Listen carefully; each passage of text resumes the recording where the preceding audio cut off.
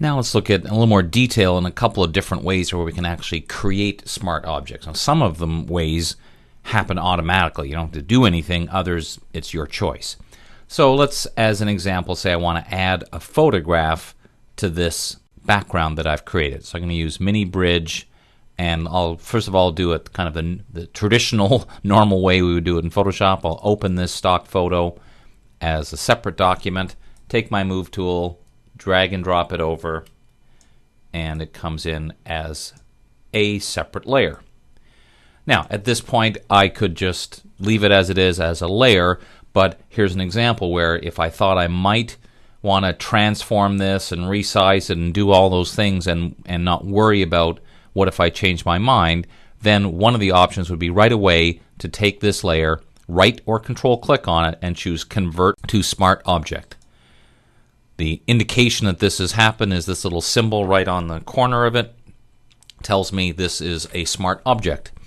So let's undo that just to look at other possibilities. Another possibility would go to the Layer menu, to Smart Objects, and choose Convert to Smart Objects. So same command, just found under a menu instead of through the right or control click. The other possibility, which sounds different, but it's really the same thing, is under the Filter menu, there's a command that says Convert for Smart Filters. Well, the reality is, in order to apply a smart filter, your layer must be a smart object. So even though it's found under the Filter menu, really what it's doing is turning the layer into a smart object.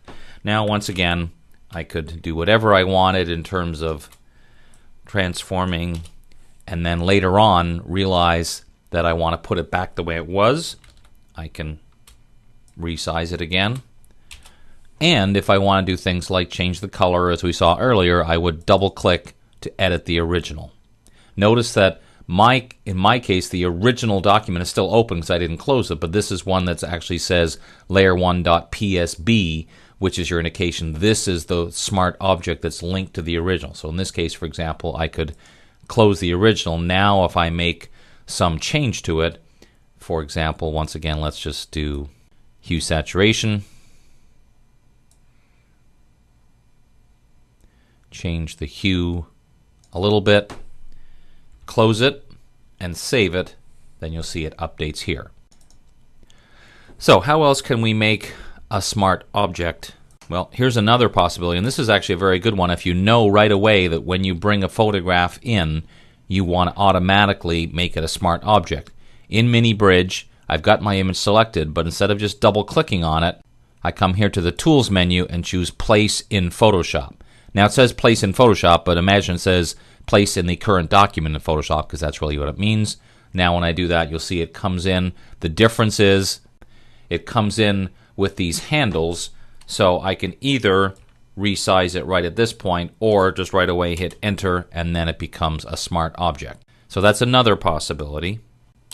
The other possibility, which is a really interesting one, thanks to Mini Bridge, is instead of, once I've clicked on the image, instead of going and choosing over here, Place into Photoshop, I can also just drag and drop. Take this image, drag it onto the document that's open, and again, as soon as I hit Enter, it's automatically a smart object. Now later on, we'll talk about other programs, particularly Illustrator, and when you copy and paste or import an Illustrator file into Photoshop, it also comes in as a smart object.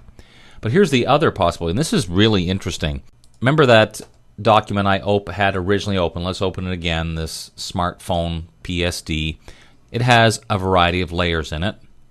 Now, if I want to copy this entire thing over to my other document, for some reason, then I would end up having to pull all these layers over. So here's another interesting possibility with smart objects, is go to the File menu, choose Open as Smart Object.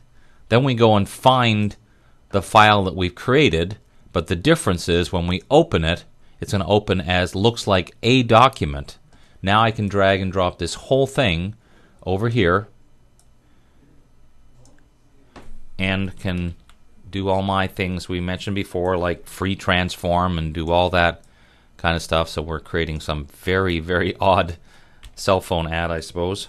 Doesn't really matter, but this is kind of the point. Let's put it up there. Sure, why not? Hit Enter, and now if there's something I want to change about this one, same rules apply. I double click on the smart object to go back to the original. So now I could make changes to it. I should have selected both these layers, so let's do that. Move this over here. Let's take our type layer and move it down there. Once again, same idea. Now I could, up until now I've been closing and saving. I could also just hit save, and now when I switch back to my other photo, you'll see it updates right away. So what this does also is it allows me to have a much more organized and compact layer panel. Instead of having all the layers that made up this document as well as these ones, it appears like I just have one layer, but we really know it's one layer that's linked to the original series of layers. So what many people do is when they're creating a very complex multi-layered kind of document, they break it down into pieces and go, well, these 8 layers could be one smart object, and these 5 layers could be another smart object, and then in your final document, what might only look like 2 or 3 layers is really linked to multiple documents, each with multiple layers. So it's a different kind of a mindset, but it really, really makes a huge difference in terms of organizing and flexibility, because you realize you're never ever making any kind of permanent decisions.